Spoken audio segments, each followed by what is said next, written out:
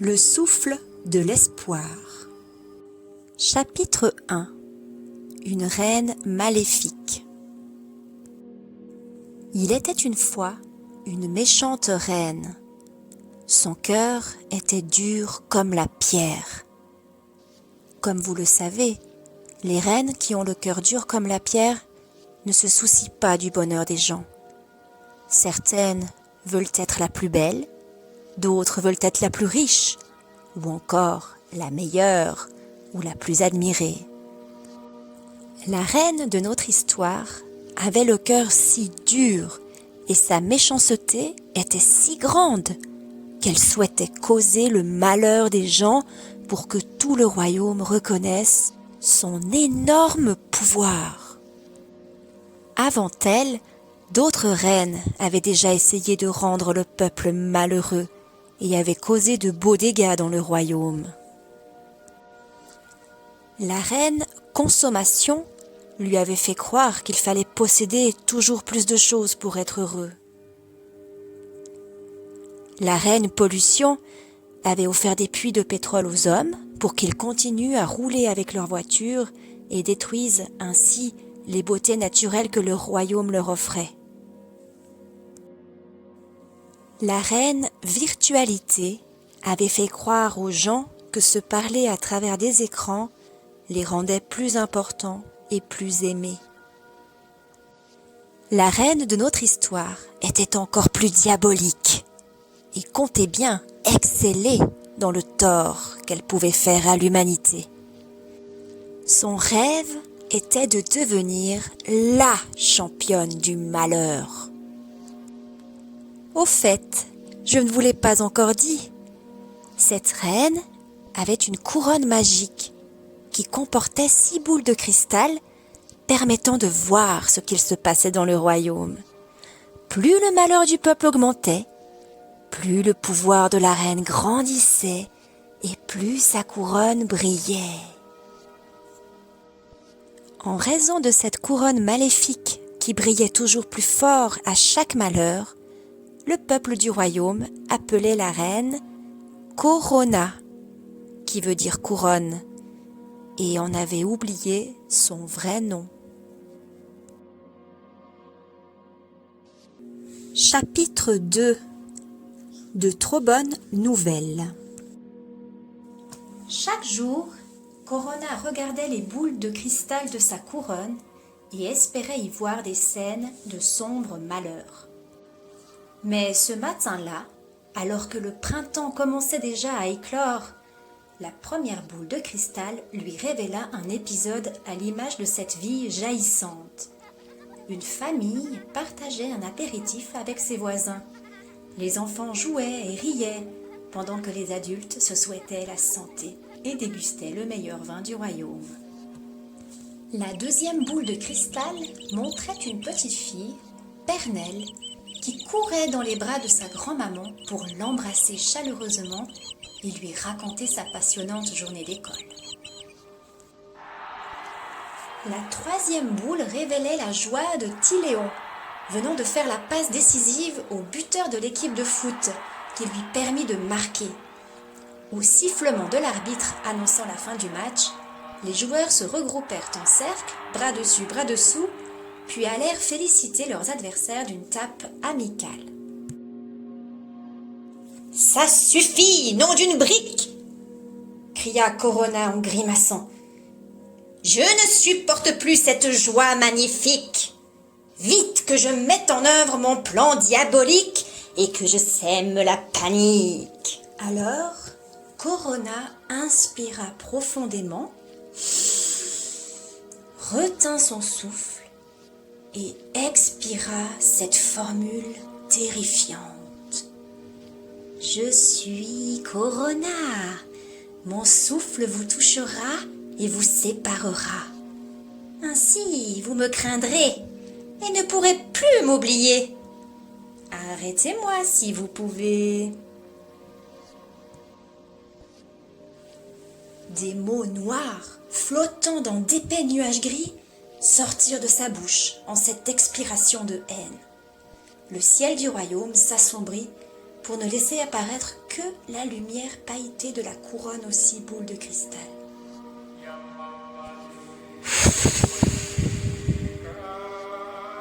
Corona expira encore profondément. Son souffle se transforma alors en un léger vent humide qui effleurait tout sur son passage sans rien brusquer. Cette délicate brise déposait avec une sournoise douceur des gouttelettes empoisonnées sur chaque obstacle à sa course. Très vite, les habitants du royaume touchèrent ces microscopiques gouttelettes, puis, mettant leurs mains à leur bouche ou leur nez, les respirèrent. Aussitôt, ils furent pris d'un mal qu'ils n'avaient jamais connu jusque-là et qu'aucune médecine ne pouvait soigner.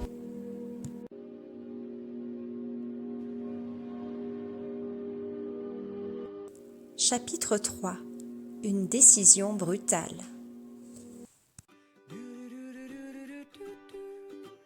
Cet après-midi-là, Pernelle était en classe et se demandait si la sonnerie allait bientôt la libérer du cours de maths. En fait, elle adorait les maths, mais sa feuille de multiplication en colonne ne donnait pas les réponses aux questions qu'elle se posait, comme « Pourquoi ça existe l'infini ? À cette heure-ci, est-ce que j'ai déjà atteint les 1000 heures de la vie ? Quand on est mort et qu'on a une vie éternelle, est-ce qu'on continue de fêter les anniversaires ? Et bien d'autres questions encore. Pernelle mâchouillait son crayon, rêveuse. C'est alors que le directeur de l'école entra en classe, l'air soucieux. Il prit la parole après s'être raclé la gorge, annonçant d'un air solennel. Un malheur se propage dans le royaume. Le souffle diabolique de Corona se répand à travers notre respiration et nos contacts. Son souffle nous rend malades. C'est pourquoi nous avons décidé de limiter vos contacts et de fermer l'école dès ce soir. Prenez vos affaires. Vous resterez chez vous jusqu'à je ne sais pas quand. Mais surtout, restez curieux les enfants. Vous êtes l'avenir du royaume. Les enfants sortirent dans la cour. Pour se rassurer, Pernelle rejoignit Tyléon, son frère jumeau, qui instinctivement lui donna la main. Tous deux observèrent le ciel noir comme l'orage et entendirent la brise murmurer. « Je suis Corona, mon souffle vous touchera et vous séparera. Ainsi, vous me craindrez et vous ne pourrez jamais m'oublier. Arrêtez-moi si vous pouvez. » C'est le cœur lourd que Pernelle et Tyléon passèrent leur première soirée chez eux. Au fil des heures, la sonnerie du portable de leur mère retentissait, avec à chaque fois l'annonce d'une nouvelle déception. La fête d'anniversaire de leur cousin au bowling était annulée. La saison de foot, qui venait de débuter avec succès pour Tyléon, était déjà suspendue. Le concert de la chorale de Pernelle était reporté et les répétitions de chant, si bienfaisantes, ne pourraient se poursuivre. En voyant ces scènes de désolation dans ces boules de cristal, Corona ricanait et chantait gaiement « Je suis Corona, mon souffle vous a touché et vous voilà séparés. » Maintenant vous me craignez et vos cœurs sont brisés. Chapitre 4. Les bonnes questions.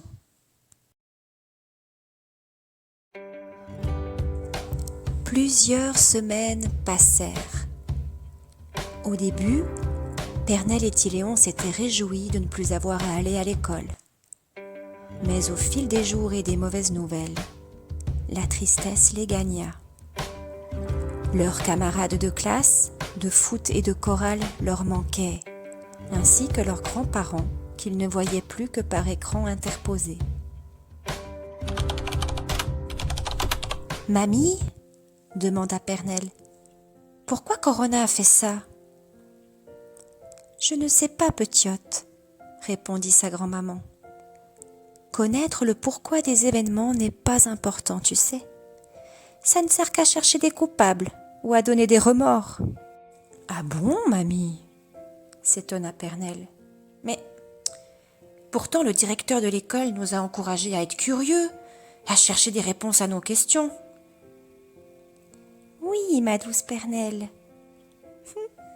Faut-il encore se poser les bonnes questions? Répondit mamie d'un air interrogateur. Et donc, selon toi, se demander pourquoi, ce n'est pas une bonne question? Se ronfrogna Pernelle piqué à vif. C'est presque ça, ma chérie. Écoute bien, chuchota mamie. Il faut se demander pourquoi.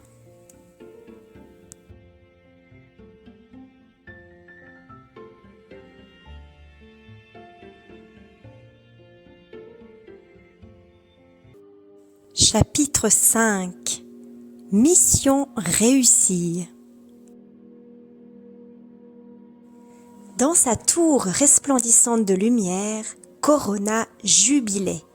Au fil des derniers mois, la détresse dans le royaume avait battu tous les records. Corona observait ses dégâts dans ses boules de cristal et à voir comment sa couronne brillait, elle était à présent convaincue d'être la championne du malheur. La première boule montrait Pernelle et Tiléon qui s'ennuyaient de leurs amis et qui commençaient à trouver le temps long. Dans la deuxième boule, Corona voyait un couple d'amoureux triste de devoir annuler leur mariage. La troisième boule montrait des voisins qui s'insultaient en se disant « Crétin de voisins !» car ils n'étaient pas d'accord sur ce qui était permis de faire ou pas.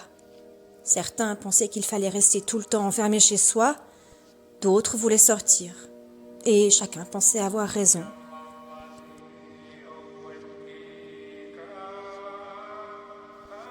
Dans la quatrième boule, Corona aperçut des familles confinées dans leur appartement.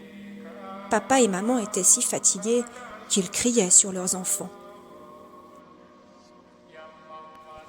En observant les scènes de ces 4 premières boules, Corona souriait jusqu'aux oreilles en chantonnant « Ah ah ah, je vous l'avais bien dit, mon souffle vous touchera et vous séparera !»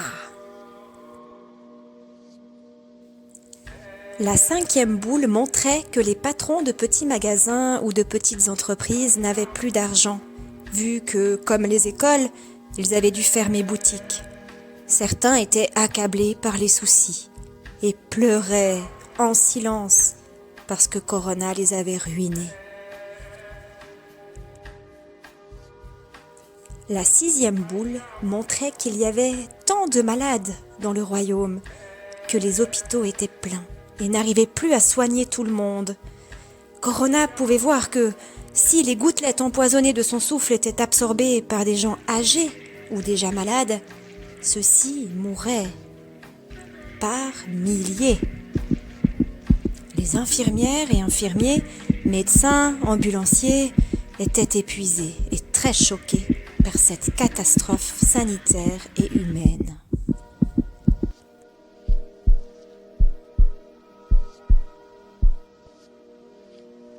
Mais quelle joie pour Corona qui ricana de sa voix maléfique. Je vous l'avais bien dit, vous me craindrez et vous ne pourrez jamais m'oublier. Chapitre 6. Une question qui questionne. Ce soir-là, Pernelle était restée des heures dans son lit à se répéter ces 2 mots, si subtilement séparés. Pourquoi? Malgré ces questions incessantes depuis plusieurs semaines, Mamie n'avait pas voulu lui expliquer davantage. Pourtant, Pernelle sentait bien que la séparation de ces deux petits mots marquait une différence énorme. Elle était bien décidée à percer leur énigme. Elle avait fait part de sa réflexion à Tyléon, qui l'avait rejointe sous sa couette. Il pensait lui aussi à ce que mamie avait bien pu vouloir dire. Juste un silence qui fait la différence, c'est dingue, s'étonnait Pernelle. Pourquoi? Et non, pourquoi? Ouais, c'est vrai que ça change tout, approuva Tyléon. Je crois que mamie veut nous faire découvrir pourquoi tout cela arrive, dit Pernelle. Oui, elle avait l'air de trouver cela important, se dit Tyléon. Même super important, comme si ça pouvait changer le royaume, songea Pernelle. Oui, ou même le sauver, renchérit Tyléon. Arrête, frérot, on croirait entendre le directeur, poursuivit Pernelle. Sans réfléchir, elle prit une voix solennelle et imita cette figure à l'autorité aussi proéminente que son ventre dodu.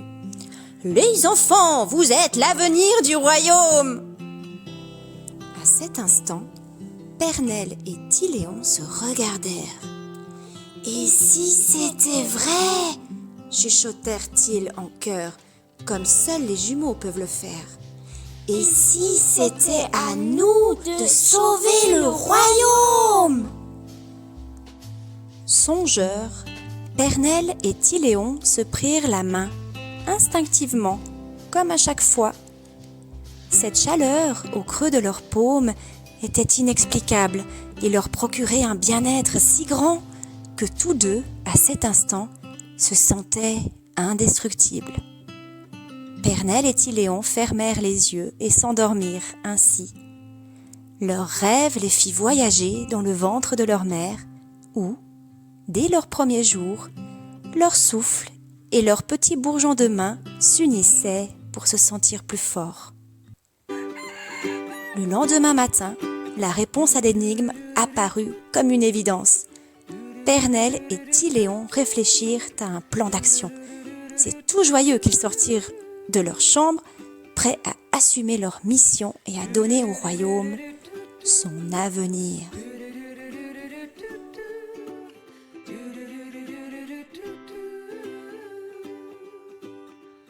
Chapitre 7.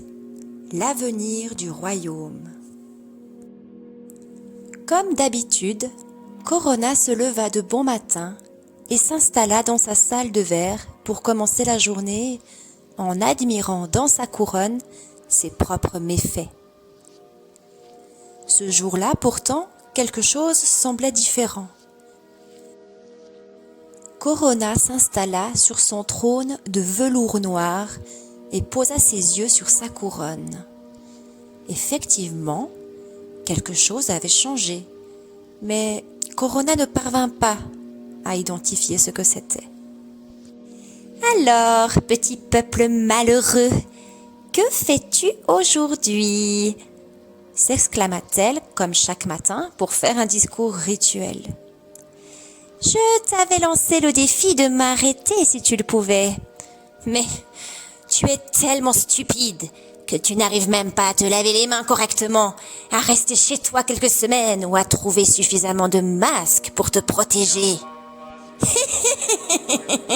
Merci, petit peuple, de faire le travail à ma place. » Ensuite, Corona se leva et s'approcha de la première boule de cristal. Elle y vit des eaux pures, turquoises, peuplées de poissons qui avaient depuis longtemps disparu. Aussitôt, elle sentit une oppression dans sa poitrine. La deuxième boule lui montra Pernelle, à son balcon, chantant un cantique de Pâques, accompagné par son voisin d'en face, lui aussi sur son balcon, à son piano. Corona se mit à manquer d'air. Elle vit, dans la troisième boule, Tyléon. Il amenait des courses devant la porte de la vieille dame du rez-de-chaussée. À ses remerciements venus de derrière la porte, Il répondit « Normal, madame, c'est comme au foot. Faut se la jouer collectif. » Corona essaya de reprendre son souffle, mais ne put que tousser.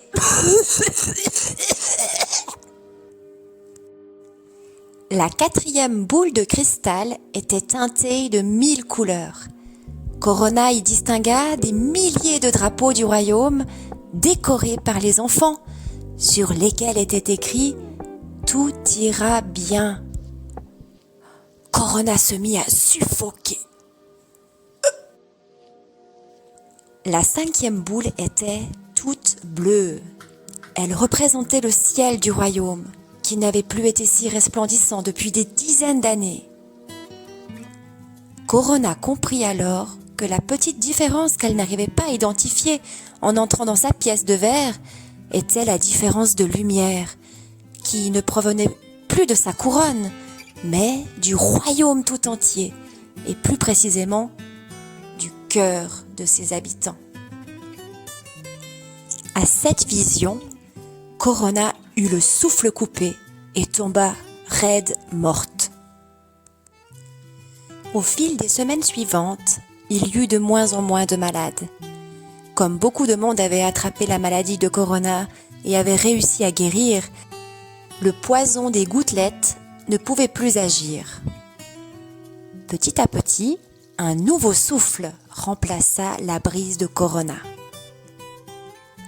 Ce souffle était doux, chaud et offrait comme une caresse sur les cœurs depuis si longtemps isolés. Lorsque les gens purent sortir des maisons, ce souffle les poussa à se prendre dans les bras, se dire des mots gentils, prendre soin des merveilles naturelles du royaume et veiller à s'entraider par des gestes tout simples, comme choisir chez qui faire ses courses par exemple. Nous ne savons pas ce que la 6e boule voulait révéler, mais peut-être pourriez-vous l'imaginer et le réaliser. Nous ne savons pas non plus quel était le vrai nom de Corona, avant que le peuple décide de l'appeler ainsi. Mais nous savons qu'à chaque fois que nous souhaitons du mal aux autres, c'est un peu notre prénom qu'elle prend, de façon aussi sournoise que soufflait sa brise destructrice. Enfin, nous ne savons pas quel est ce souffle mystérieux qui réchauffe les cœurs. Certains pensent que ce souffle est celui de l'Esprit Saint. D'autres l'appellent souffle de vie. D'autres pensent encore que c'est le souffle de Pernelle et Tyléon. Tous aiment l'appeler tout simplement amour.